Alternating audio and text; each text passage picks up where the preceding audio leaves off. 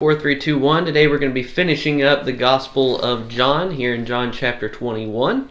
This Gospel begins with Jesus again revealing himself to his disciples, and they are by the Sea of Tiberias, and many of the disciples are out fishing. And Jesus calls out to them and says, "Have you caught anything?" And they say no, and Jesus says, "Well, go ahead and drop your nets down on the right side of the boat."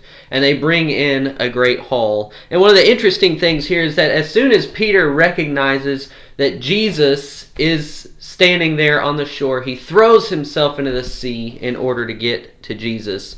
And then we have this interesting interaction between Jesus and Peter, where Jesus asks Peter 3 times, "Do you love me?"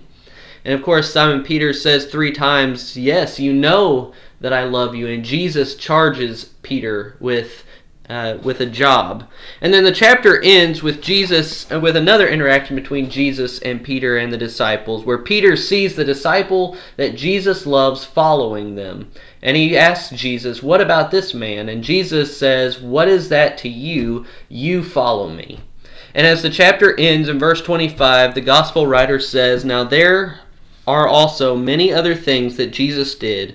Were every one of them to be written, I suppose that the world itself could not contain the books that would be written." Mark, what do you see here?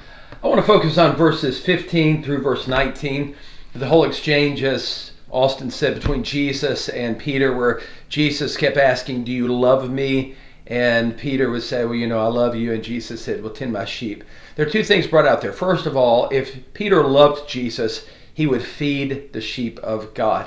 And that would happen later on after the death of Jesus Christ, and now with his resurrection. And then moving forward, Peter is going to be one of the leaders, or as Paul said, one of the pillars of the church. He would devote himself to teaching other people. But the second thing that we see there is, in the latter part, if he really loved Jesus Christ, then he would give his life for Jesus Christ. So Jesus told him that when you are old, you will stretch out your hands and another will dress you and carry you where you do not want to go. There's just this complete surrendering of the life of Peter to Jesus Christ and his will that would ultimately lead to his death. I think those 2 are lessons for us today. The question that Jesus asked Peter is one that's really asked of us, and we need to ask ourselves, do we love Jesus? If we do, we're going to feed other people. We're going to be there for other people. We're going to serve other people, teach other people. And second of all, if we do, we're going to devote ourselves to Jesus Christ. And ultimately, that means giving our life. It may not mean that we physically die, but our life is devoted to living for Jesus Christ. Those are 2 signs of really loving him. Yeah, and building off of that, in the next section, Peter sees the disciple that Jesus loves following them, and he asks Jesus, "Lord, what about this man?" It's almost as if Peter is saying, well, if I'm going to go through this, is he going to go through this? And Jesus flat out tells him, "If it's my will that he remain until I come, what is that to you?"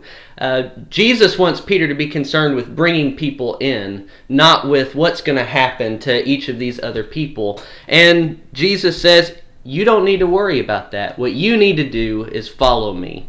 And I think there's a great lesson in there for us. Sometimes we can get so caught up in making sure everyone else is doing what's right that we forget about focusing on our own obedience and love of Jesus. And we need to sometimes hear these words of Jesus, "You follow me."